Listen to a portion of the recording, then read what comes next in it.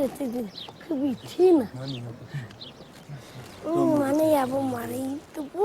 few of the holes are quite deep. Some Karmapas left the impressions of their fingers in the stone to prove the power of mind over matter.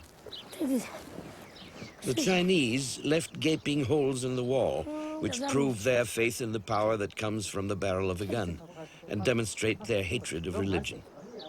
Religion in Tibet is something altogether different from what Marx, Mao, or other materialists meant by it. Buddhism is not the opium of the people. Buddhism made the people gentle and peaceful. This makes their brutal fate particularly tragic and bitter. Is this the Karmapa's house? It was in this little house that the first Karmapa began his line of reincarnations. At that time, in the 12th century, there was no monastery, only wilderness. He meditated in here for decades in order to become master of his own spirit.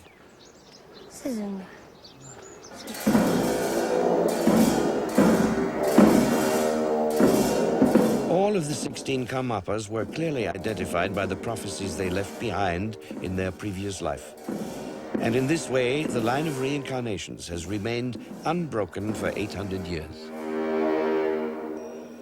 The first Karmapa became famous for his miracles, and a monastery grew up around his modest little house at Sorpu. Like the first Karmapa, his successors withdrew from monastic life to the seclusion of their hermitages and caves. These still existing places of retreat are objects of veneration for pilgrims. Most of them are still in use.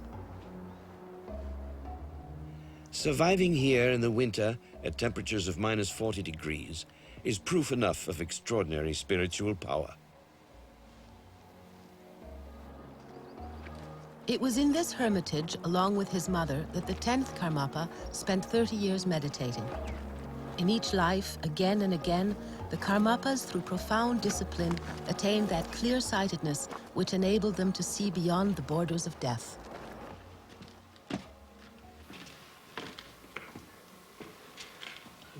This is the cave where the 10th Karmapa meditated during most of his life.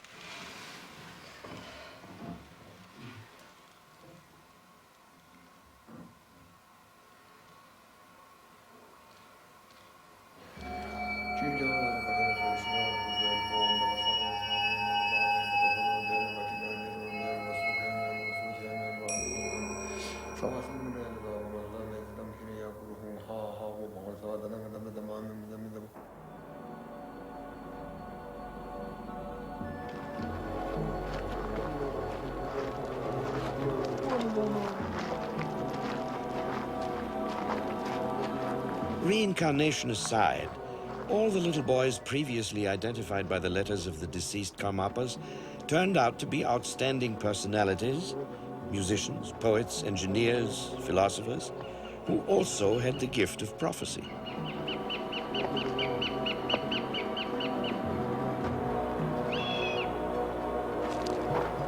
The 9th Karmapa sat here and left the imprint of his back in the rock. Those who rub against it are sometimes healed of disease.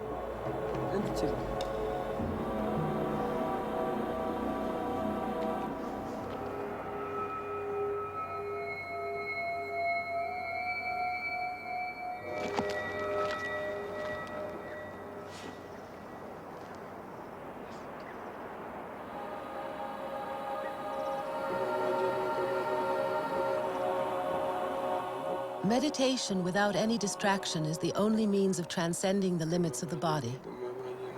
In order to achieve highest enlightenment, the 7th Karmapa had himself walled in here for 7 years. Without words or eye contact, food and drink was given to him through a hole in the wall and left him through another opening in the bottom of his tiny stone box, where he could not stretch his legs.